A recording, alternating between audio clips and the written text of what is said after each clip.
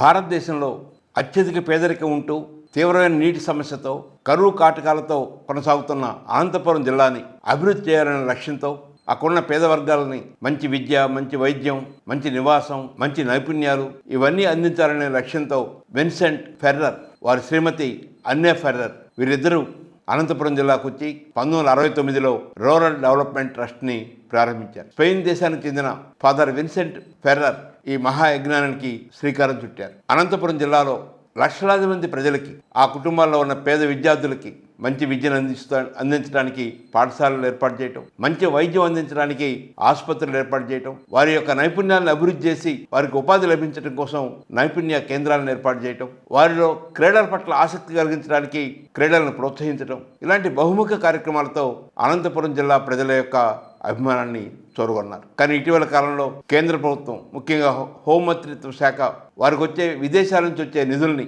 ఆపడం జరిగింది. Father Vincent Ferrer Christian మతాన్ని ప్రోత్సహిస్తున్నారని అలాంటి అపవాదుతో కొన్ని సాంకేతిక కారణాలు చూపిస్తూ విదేశీ నిధుల్ని ఆపడం జరిగింది. 1996లో ఫాదర్ విన్సెంట్ ఫెర్రర్ స్పెయిన్ దేశంలో ఒక ఫౌండేషన్ ఏర్పాటు చేసి 1,30,000 మంది దాతల్ని ప్రోత్సహించి వారు నిరంతరం ప్రతి నెల అనంతపురంలో జరిగే ఈ సేవా కార్యక్రమాలకి నిధుల్ని అందిస్తూ ఉన్నారు. ఇది గొప్ప పరిణామం. ప్రపంచంలో ఎక్కడ ఇన్ని వేల మంది ఇతర దేశాల యొక్క బాగా వెనకబడిన ప్రాంతాన్ని అభివృద్ధి చేయడం కోసం నిరంతరం నిధులు ఇవ్వటం అనేది ఇది స్పెయిన్కే దక్కింది. 1,30,000 మంది దాతృత్వం గల సేవా తత్పరులు గల బృందం రూరల్ డెవలప్మెంట్ ట్రస్ట్కి ప్రతి నెల నిధులను అందిస్తూ ఉంది. కేవలం నిధులు ఇవ్వటమే కాదు, కొన్ని వందల కుటుంబాలు స్పెయిన్ నుండి అనంతపురానికి వచ్చి ఇక్కడ స్వచ్ఛందంగా సేవా కార్యక్రమాల్లో భాగస్వాములు అవుతూ ఉన్నారు.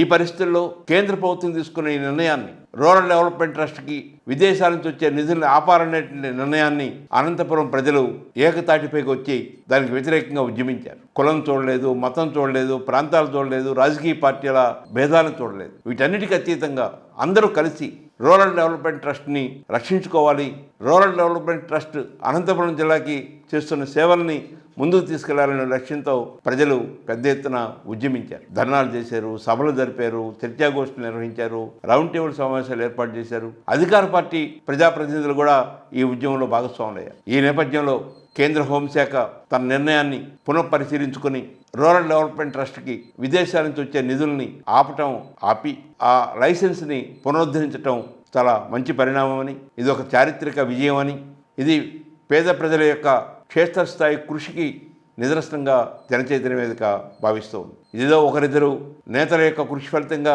వచ్చిన పరిష్కారం కాదు. వేలాది మంది ప్రజలు కదిలి రావటం, ప్రజాభిప్రాయాన్ని గౌరవించి రాష్ట్ర ప్రభుత్వం, కేంద్ర ప్రభుత్వాలు ముందుకొచ్చి మళ్ళా విదేశీ నిధులను తీసుకునే అవకాశం కల్పించేందుకు ఆయా ప్రభుత్వాలకి జనచైతన్య వేదిక ధన్యవాదాలు తెలియజేస్తుంది.